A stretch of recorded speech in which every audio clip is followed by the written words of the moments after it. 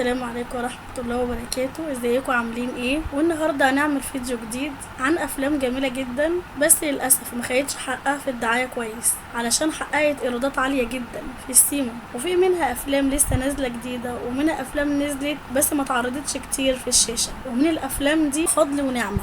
فضل ونعمة ده عربية مأكولات سريعة، واسمها على اسم الاشخاص اللي بيعملينها، وهم ابطال الفيلم، وهي هند صبري اللي هي نعمة، وماجد الكدواني اللي هو فضل، ومحمد ممدوح ومحمود حافظ.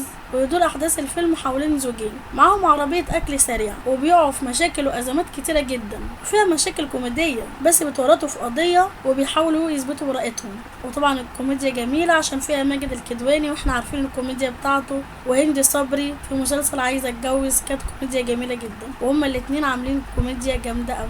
وبروح بقى لمحمد امام وياسمين صبري، واحنا عارفينهم الاتنين دولت في الكوميديا مع بعض عاملين ايه. وبنشوف فيلم ابو نسب وبطوله محمد امام وياسمين صبري وماجد الكدواني ومحمد لطفي وهلا فاخر ووفاء عامر. وبيدور احداث الفيلم لطبيب اطفال، وهو محمد امام بيقابل بنت جميله وشقيه، وهي شغاله كوتش يعني مدربه تنميه بشريه، وطبعا بيحصل بينهم استلطاف ومواقف كتيره حلوه، وطبعا بيقع في حبها وبيتجوزها، وبيتفاجئ ان ابوها ماجد الكدواني وهو شغال رئيس عصابه. ويبدا محمد امام يقع في مشاكل وازمات من ليله الزفاف، وطبعا بيحلوا الازمات دي والمشاكل في كوميديا ساخرة. ونروح بقى لفيلم جميل وهادف، واسم الفيلم البعض لا يذهب للمأذون مرتين. لا يذهب، طبعا عارفين ان في فيلم قديم لعادل امام ولسمير غانم والنور الشريف اسمه البعض يذهب للمأذون مرتين. لا، ده بعض لا يذهب للمأذون مرتين، بطولة كريم عبد العزيز ودنيا الشربيني وبيومي فؤاد وماجد الكدواني. والمفاجأة بقى ان كريم عبد العزيز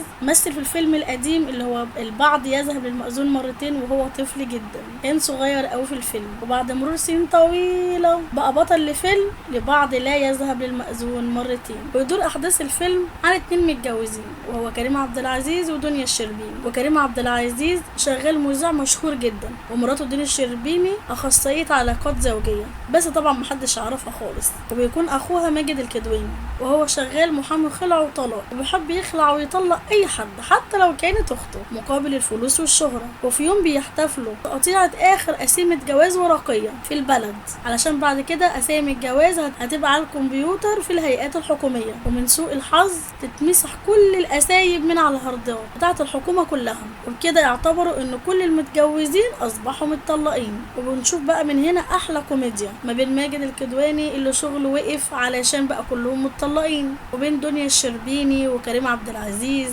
بس صراحة الفيلم هادف جدا، بيحل المشاكل والتفاهات اللي ما بين الزوجين، وبيوصلوا رسالة ان لو كل واحد فهم التاني او اتكلم معاه اكيد هيوصلوا لنتيجة احسن من كده. بس هي كوميديا جميلة جدا، الفيلم فيه كوميديا جميلة جدا. وبكده وصلنا لنهاية الفيديو. لو عجبك موضوع الفيديو اكتب لي تحت في الكومنتات نكمل المسيرة دي ولا لا، ولا نكمل في ملخص الافلام. ولو عجبك الفيديو اعملي لايكات كتير علشان اعرف ان الموضوع عجب، وان شاء الله نكمل فيه. وما تنسوش تشتركوا في القناة وتفعلوا الجرس على الكل علشان يجيلكم كل جديد.